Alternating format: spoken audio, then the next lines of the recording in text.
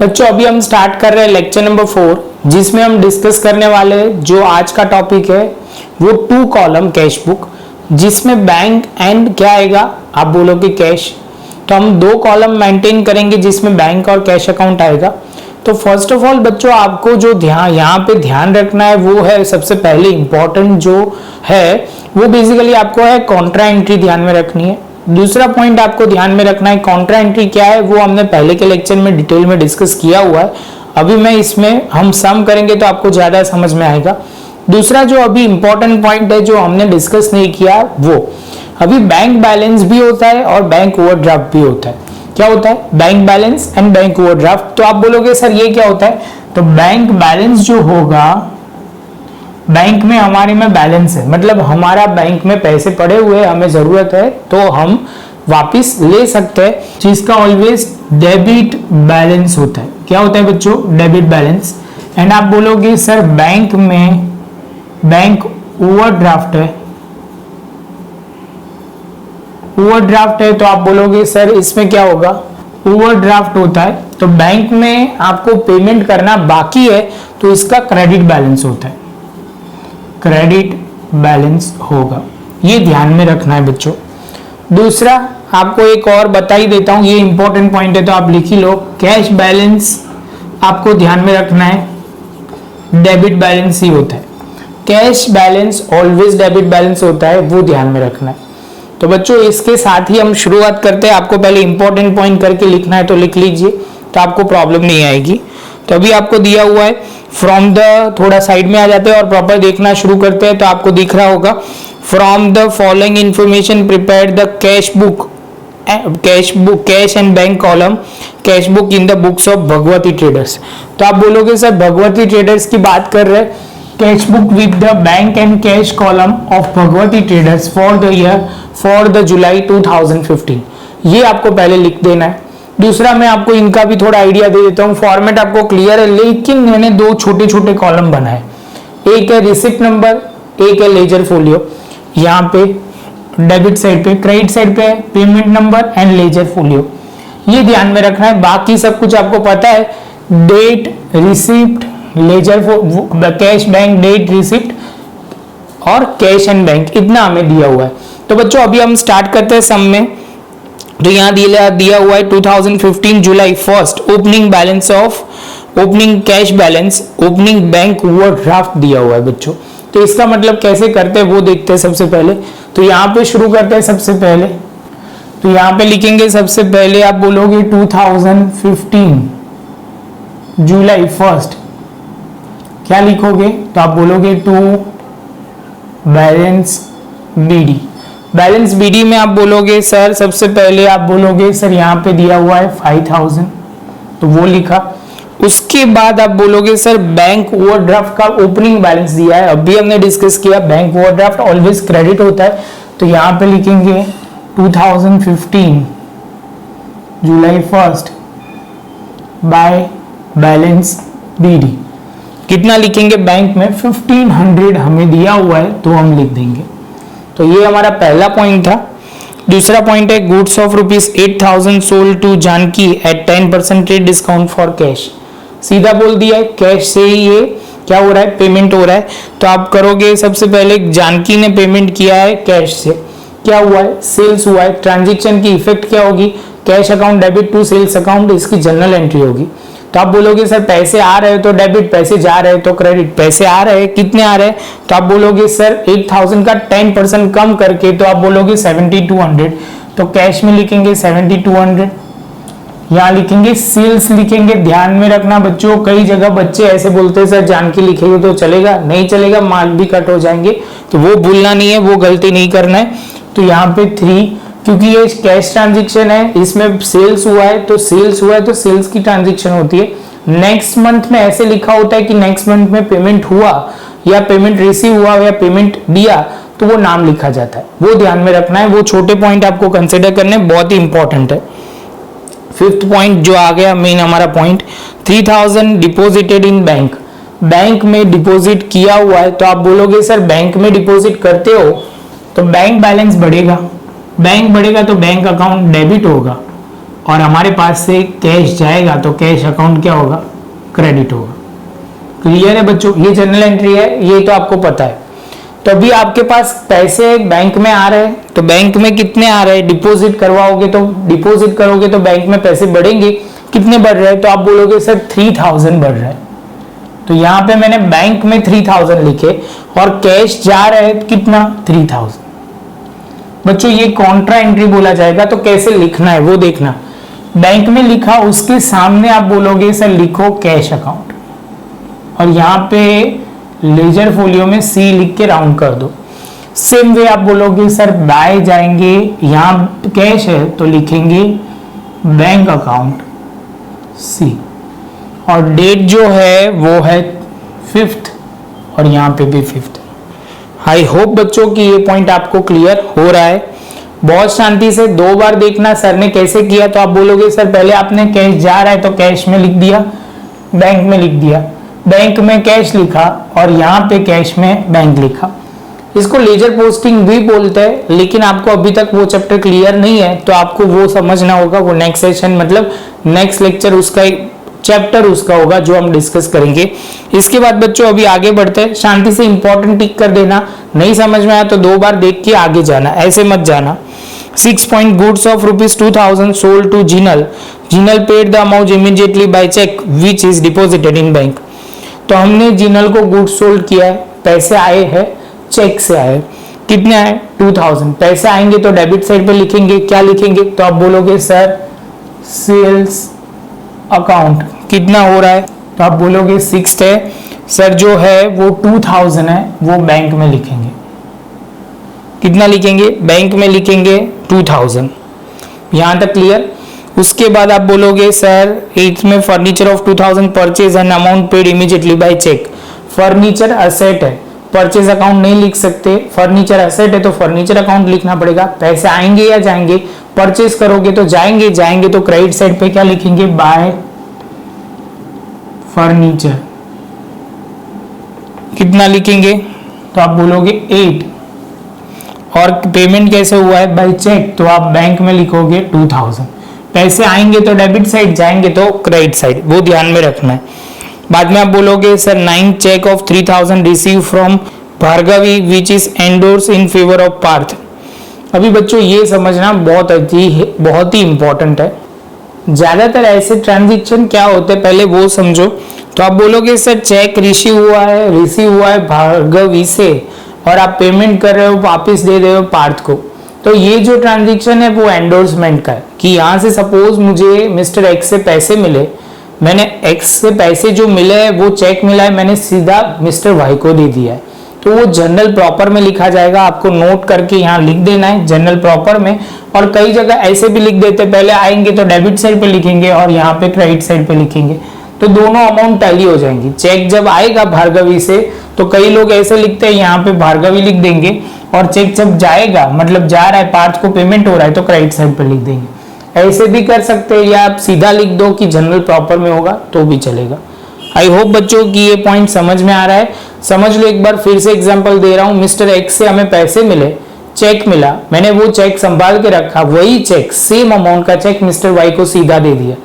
मैंने कुछ नहीं किया, मैंने एक जगह से पैसे लिए और दूसरी जगह दे दिए, तो इनडायरेक्टली एंडोर्समेंट का ट्रांजैक्शन बोला जाता है, क्योंकि हमने अपने बैंक अकाउंट में डिपॉजिट भी नहीं करवाया, सीधा ही वही चेक दे दिया है।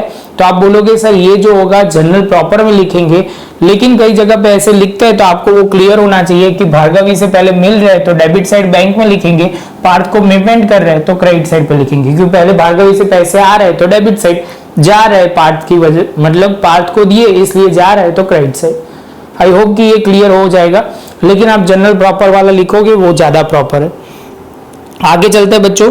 तो इसके बाद क्या है, तो आप बोलोगे सर ये हो गया। उसके बाद है फर्नीचर ऑफ रुपीज, ये भी खत्म, ये 9th वाला खत्म। 13 goods of 6000 sold to Harshit has paid half the amount by cash and the remaining amount paid by cheque which is immediately deposited in bank.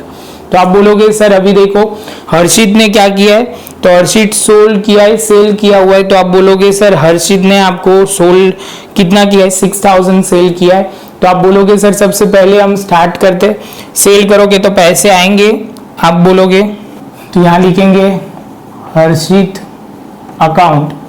जैसे हर्षित अकाउंट लिखते हैं, उन्होंने बोला है कि हाफ अमाउंट उन्होंने चेक कैश में दी और चेक में दी, तो आप बोलोगे 6000 के हाफ 3000 कैश में और 3000 बैंक में। क्लियर है बच्चों, एक ही एंट्री में हो जाएगा, वो ध्यान में रखना है। पैसे आ रहे हैं इसलिए डेबिट साइड, और नाम लिखा, हाफ ऑफ अमाउंट लिख दी कैश में, और आप बोलोगे सर किस में, बैंक में। इसके साथ बच्चों ये पॉइंट भी खत्म। इसके बाद है 15 goods of ₹6000 purchase from Devesh and the amount immediately paid by cash. तो आप बोलोगे सर परचेज किया है और कैश से पेमेंट भी हो गया है, तो परचेज किया है गुड्स, तो आप बोलोगे सर बाय परचेज, और आप बोलोगे सर कितनी अमाउंट। बच्चों मैं शॉर्ट में लिख रहा हूं, आपको वो डायलॉग याद है, आप नहीं लिख सकते, वो ध्यान में रखना है। लेकिन आप बोलोगे सर यहाँ पे जो है कैश में लिखेंगे सीधा 6000।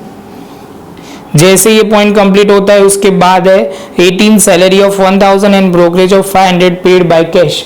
कैश से पेमेंट हो गया दो चीज का, सैलरी एंड ब्रोकरेज का। तो आप बोलोगे सर ये जो है 18 में पेमेंट हो रहा है, तो आप लिखोगे salary account and by brokerage account. कितना लिखोगे, सैलरी जो है 1000 और दोनों कैश से ही है, तो आप करेक्ट साइड लिखोगे और अमाउंट में कैश के कॉलम में ही लिखोगे। बच्चों ये बहुत ही अच्छा है। Goods 1000 withdraw from the bank for the payment of electricity bill. बहुत ही अच्छा, बहुत ही अच्छा। मोस्ट आईएमपी टिक कर दो, क्योंकि ये गलती आप करोगे। अभी आपने इलेक्ट्रिसिटी बिल को पेमेंट करने के लिए 1000 बैंक में से विथड्रॉ किया। नेक्स्ट ट्रांजैक्शन पढ़ो, इलेक्ट्रिसिटी बिल पेड। तो आप बोलोगे सर अभी पेड नहीं हुआ, ये ट्रांजैक्शन पेड नहीं हुआ, हमने बैंक में से विथड्रॉ किया है। बैंक में से विथड्रॉ करते हो तो आप बैंक में गए, बैंक में से पैसे निकाल रहे हो, तो आप बोलोगे सर कुछ एंट्री इस तरह होगी। थोड़ा इसको ही मॉडिफाई कर देते, तो आप बोलोगे सर ये कैश अकाउंट क्या होगा, डेबिट, और बैंक अकाउंट क्रेडिट। आप बोलोगे सर बिजनेस में अल्टीमेटली आप बैंक में से पैसे निकाल रहे हो, तो बैंक बैलेंस कम हो जाएगा, तो क्रेडिट होगा, और डेबिट क्या होगा, कैश अकाउंट। तो आप बोलोगे सर ये simple, debit what comes in, credit what goes out, मतलब एक जगह से पैसे आ रहे हैं, कैश में आ रहे हैं, बैंक में कम हो रहे हैं। आप बोलोगे सर इसमें सिंपल कितने पैसे जा रहे हैं, 1000 का ये ट्रांजैक्शन है, तो कैश के कॉलम में डेबिट साइड पे पहले मैंने 1000 लिख दिया, ये डेबिट है ना, और बैंक में 1000 क्रेडिट कर दिया। यहां तक क्लियर होना बहुत ही जरूरी है। जैसे ये पॉइंट होता है तो आप बोलोगे सर यहाँ पे जो होगा, यहाँ पे लिखेंगे 2, यहाँ कैश है तो यहाँ लिखेंगे बैंक, और यहाँ पे लिखेंगे C। बच्चों थोड़ा ऊपर नीचे हो गया, आप थोड़ा ध्यान से देख लेना। और यहाँ पे आप बोलोगे बाय, ये बैंक है तो यहाँ पे लिखेंगे कैश अकाउंट, कितनी अमाउंट का। तो आप बोलोगे सर ये जो अमाउंट है वो जो है बैंक अमाउंट इलेक्ट्रिसिटी बिल वो है 22, और यहाँ पे भी 22, और यहाँ C लिखना भूलना नहीं है। बच्चों ये बहुत ही इंपॉर्टेंट पॉइंट था, 3 पॉइंट बहुत इंपॉर्टेंट है। विथड्रॉ, बाद में आप बोलोगे sir deposited and dishonour cheque. ये 2-3 पॉइंट है, वो आप ध्यान में रखोगे तो बैंक ट्रांजैक्शन में और कुछ नया नहीं आएगा। बस आपको प्रैक्टिस थोड़ी करनी होगी, प्रैक्टिस कर लोगे तो ये पॉइंट आपको बहुत ही इजी लगेगा। और आपको 2-3 पॉइंट जैसे समझ लो, मैंने ये पॉइंट, ये एंडोर्समेंट वाला पॉइंट, 1-2 और पॉइंट है, वो आप ध्यान रख लोगे तो आपको ये चैप्टर बहुत ही इजी लगेगा। इसके बाद बच्चों अभी है इलेक्ट्रिसिटी बिल पेड। पेड किए पैसे जाएंगे, कुछ नहीं बोला तो कैश में ही होगा बच्चों, वो ध्यान में रखना है। तो यहाँ पे लिखेंगे 1000 पैसे जा रहे, और यहाँ पे आप लिखोगे बाय इलेक्ट्रिसिटी एक्सपेंस अकाउंट। तो आप बोलोगे सर 23 है, और इसके साथ 23 खत्म। 24 goods of 1400 sold to Smith for which issue the cheque of necessary amount which immediately deposited in bank. Bank में हमने डिपॉजिट करवाया, सेल करवाया, बच्चा सेल हुआ है, स्मिथ को हमने सेल किया है। तो आप बोलोगे सेल करोगे सर पैसे आएंगे, और आपने सेल किया है तो आप लोगों को लिखना पड़ेगा 24, क्या लिखेंगे, सेल्स अकाउंट। कितना लिखोगे बच्चों, सेल्स अकाउंट। तो आप बोलोगे सर स्मिथ को 1400, कितना लिखोगे 1400, चेक से पेमेंट मतलब रिसीव हुआ है तो 1400 हम यहाँ लिख देंगे। क्लियर है बच्चों। इसके बाद आप बोलोगे सर ये 24 भी खत्म। आपको वो ध्यान में रखना है पैसे कैसे आ रहे हैं, कैश से आ रहे हैं, तो आप बोलोगे नहीं सर चेक से आ रहे हैं, चेक से आ रहे हैं, तो इसलिए हमने डेबिट कर दिया। किस में? बैंक में। चलो बच्चों अभी लास्ट 2 बाकी है। Bank inform that cheque issue by Smith was dishonour, मतलब आप बोलोगे सर उनके अकाउंट में बैलेंस नहीं था या कोई टेक्निकल इशू, जैसे समझ लो बैंक में कई बार चेक में साइन गलत लिखी है, डेट गलत लिखी है, तो चेक डिसऑनर हो जाता है। डिसऑनर मतलब बैंक पेमेंट करने के लिए मना कर देती है और चेक वापिस आ जाता है। तो जब पहले हमने बैंक में डिपॉजिट करवाया था तब डेबिट लिखा होगा, जब डिसऑनर करेंगे तो अब क्या करना पड़ेगा, उसकी रिवर्स एंट्री। तो मतलब यहाँ पे क्रेडिट है, मतलब यहाँ पे डेबिट है, तो क्रेडिट साइड पे लिखना पड़ेगा 1400 बाय, आप डेट कौन सी लिखोगे 27, मोस्ट आईएमपी ट्रांजेक्शन इंपॉर्टेंट, वो आप टिक कर देना, इसमें सारे इंपॉर्टेंट पॉइंट कवर हो रहे हैं इसलिए मैं बोल रहा हूँ। तो आप बोलोगे सर ये जो है वो आपको लिखना पड़ेगा, बाय क्या लिखोगे, तो आप बोलोगे सर सिंपली स्मिथ अकाउंट और ब्रैकेट में लिख लो डिसऑनर चेक। चेक क्लियर है बच्चों। इसके बाद है 28 बैंक डेबिटेड 100, ये भी आपको बहुत कंफ्यूजन होता है, कई बच्चों को तो ये समझ में ही नहीं आता जेन्युइनली बोलूं तो। Bank debited 100 to our account for interest on overdraft and inform to us through the bank advice. Bank advice से हमें बच्चों कैसे पता चला, मतलब पासबुक से पता चला, ऐसा बोल सकते हो कि हम प्रिंट करवाते तब जाके पता चलता है कि इतने अमाउंट हमने डेबिट किए हुए हैं। 100 डेबिट किए मतलब क्या, बिजनेस के लिए वो एक्सपेंस होंगे, एक्सपेंस होंगे तो पैसे जाएंगे, और किसकी वजह से जा रहे हैं, बैंक में इंटरेस्ट चार्ज करने की वजह से। तो आप बोलोगे सर बैंक में क्रेडिट साइड पे लिखेंगे यहाँ पे बाय, क्या लिखेंगे, बैंक इंटरेस्ट, या ओवरड्राफ्ट इंटरेस्ट भी लिखो तो भी चलेगा कि बैंक ओडी इंटरेस्ट, ओडी मतलब ओवरड्राफ्ट। क्लियर है बच्चों। और ये डेट डाल दोगे 28। बच्चों इसके साथ हमारा पहला स्टेप खत्म। आपसे मैं एक्सपेक्ट करूंगा कि ये अच्छी तरह नोटबुक में आप लिख लो, स्टेप बाय स्टेप जाओगे तब जाके आपको क्लैरिटी आएगी। तो ये छोटे छोटे पॉइंट लेकिन बहुत ही इंपॉर्टेंट पॉइंट है, वो शांति से आप लिख लो। आपने ये लिखने के बाद अभी हम आगे जा सकते हैं। तो आपको पता ही है बच्चों कि टोटल करना बहुत ही इंपॉर्टेंट होता है, जहां से भी एक भी गलती हुई तो आपका पूरा मार्क कट, पूरे मार्क तो नहीं होते, एंट्री वाइज होते, लेकिन आपके पूरे मार्क नहीं आएंगे, वो बोलना है मेन इंपॉर्टेंट पॉइंट। तो बच्चों सबसे पहले आप बोलोगे सर हमने एक लाइन ड्रॉ कर दी, यहाँ 2 लाइन लीव करनी है, बाय बैलेंस कैरिड डाउन। तो सबसे पहले आप बोलोगे सर टोटल करना शुरू करेंगे, तो यहाँ पे है 16,200, तो हमने एग्जैक्ट यहाँ लिखा 16,200। इसमें से सारी अमाउंट आप माइनस करोगे, 16,200 में से 3,000, 6,000, 1,500, 1,000, तो आप बोलोगे सर अमाउंट जो बचेगी वो 4,700 आएगा। क्लियर है बच्चों। जैसे ये पॉइंट कंप्लीट होता है सेम वे आप बोलोगे सर यहाँ टोटल किया तो 9,400, तो सेम उसके टोटल के सामने हम लिखेंगे 9,400, और उसके बाद आप बोलोगे 3,400 यहाँ आ जाएगा। जैसे 3,400 आ जाता है उसके बाद आप बोलोगे सर ये खत्म हुआ, डेट आप बोलोगे सर ये 31 आ जाएगा क्योंकि जुलाई है, तो यहाँ पे लिखेंगे 1 अगस्त, और आप बोलोगे टू बैलेंस बीडी, ये क्रेडिट साइड है तो डेबिट साइड पे बैलेंस लिखेंगे 4,700 और 3,400। बच्चों ये बहुत ही आसान था, सब्जेक्ट टू आपको कंसेप्ट क्लियर हो तो 2-3 एंट्री तो डिफिकल्ट रहेगी बच्चों मैं आपको यहाँ पे अभी स्टेप बाय स्टेप 2 सम आएंगे आपके स्क्रीन पे, आप देख लो शांति से। पहला जो सम है वो कुछ इस तरह है, वो आपको खुद करना है तो वो एक बार क्लियर कर लो, और दूसरा सम अभी आएगा वो भी आप देख लेना। ये अच्छी तरह आप करते हो तो आपको ये कंसेप्ट क्लैरिटी बहुत ही आ जाएगी। तो आपसे हम एक्सपेक्ट करते हैं कि ये दोनों सम अच्छी तरह करना, प्रैक्टिस के लिए करना पड़ेगा, और आप मुझे कमेंट सेक्शन में बता सकते हो समझ में आया या नहीं आया। कई जगह पे आपको थोड़े डाउट होते हैं तो आपको वो पॉइंट ध्यान से फिर से देख लेने। बच्चों वीडियो अच्छा लगा हो तो लाइक शेयर सब्सक्राइब जरूर करना। मिलेंगे अब नए लेक्चर में, 2 कॉलम का लास्ट स्टेप एक बाकी है वो कंप्लीट हम करेंगे।